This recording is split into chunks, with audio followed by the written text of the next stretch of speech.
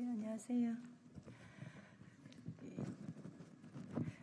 안녕하십니까. 더불어민주당 농해수위 임미애 의원입니다. 오늘 이 자리에서 저희가 지난 6월에 대통령께서 직접 발표한 동해 석유 시추 개발권과 관련해서 경북의 도민들이 안고 있는 불안감, 안전에 대한 불안감을 저희가 그런 주민들의 의견들을 모아서 과연 시추와 관련된 것이 안전한가라는 거 안전진단 차원에서 저희가 지난번에 토론회를 했었는데 생각보다 시추 들어가기 전에 저희가 해야 할 일들이 상당히 많구나라는 것을 확인하는 자리였습니다. 그래서 오늘 이 자리는 동해 석유 시추 지진 대책 마련 촉구 기자회견 자리입니다. 함께해 주신 산자위 소속 장철민 의원 참석해 주셨습니다.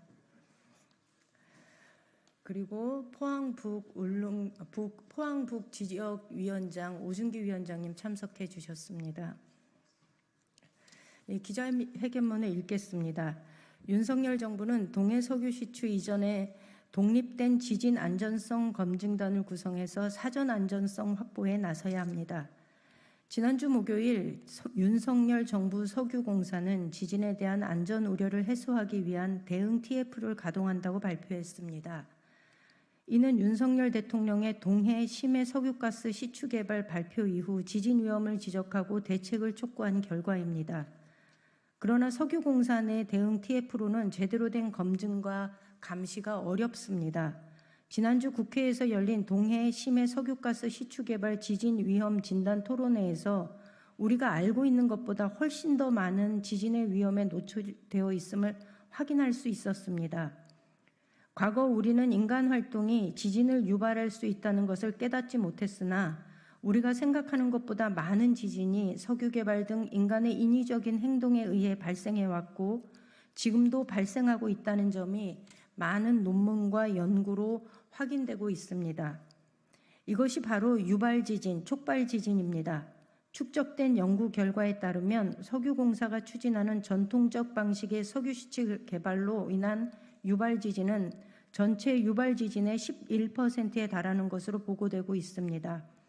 만에 하나 석유시추 및 개발 과정에서 지진이 발생할 경우 우리가 경험하지 못한 지진과 해일, 송유관 손상, 통신 두절 등 막대한 피해가 예상되므로 대비가 필요합니다.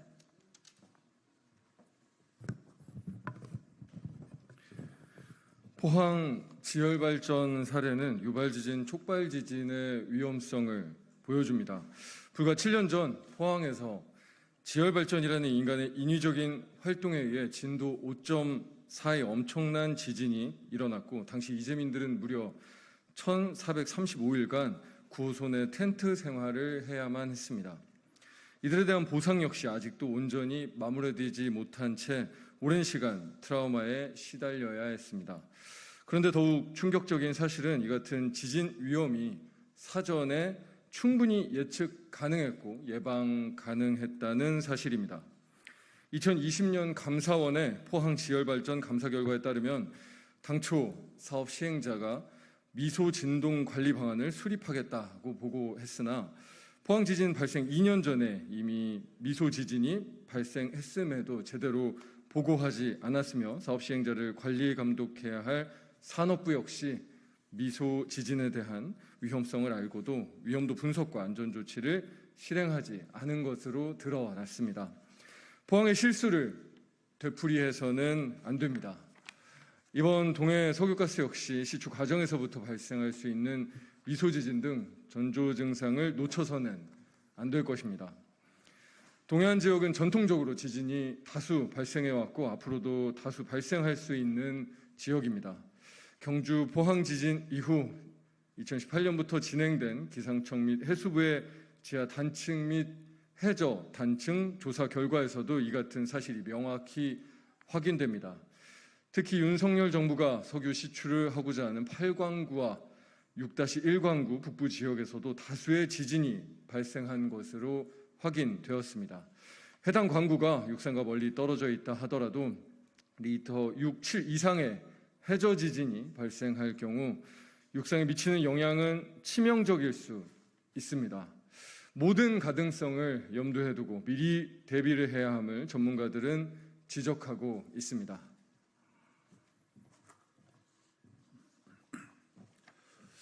우리는 포항 앞바다에 석유 매장을 확인하는 과정에서 최소한의 안전성을 확보한 후 시추 작업이 이루어져야 함을 요구하며 다음과 같이 촉구합니다.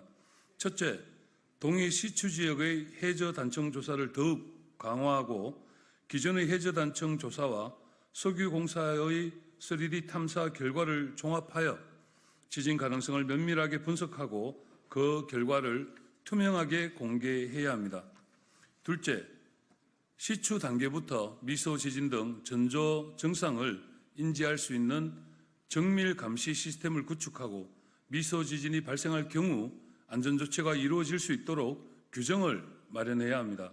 셋째, 석유가스 개발의 모든 단계를 투명하게 모니터링할 독립적 기구인 지진안전성 검증단을 구성해 시추 전 단계부터 감시 활동 및 자료 공개가 이루어지도록 해야 합니다. 마지막으로 지진 규모별 시뮬레이션 및 대응 매뉴얼을 만들어야 합니다. 윤석열 정부는 충분한 안전성 조치를 마련한 이후에 동해안 석유 시추 작업에 착수하겠다는 약속을 국민 앞에 분명히 해야 할 것입니다.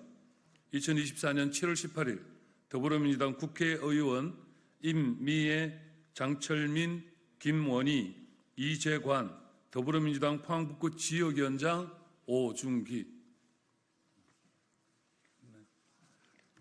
기자회견문과 더불어 한 가지 좀 언급드릴 것은 이 관계부처와 석유공사에서 TF를 구성한다는 이야기를 하고 있는데 이 점에 대해서는 상당히 또 시민들께서 의아해하고 있습니다.